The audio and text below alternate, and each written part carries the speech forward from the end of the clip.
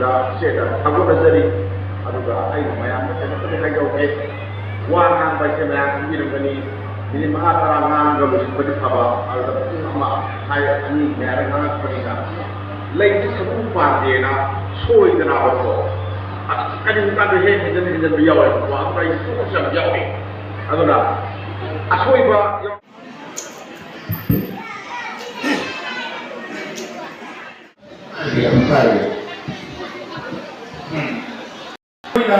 Nongai jin kudin di serta ayam buat sali.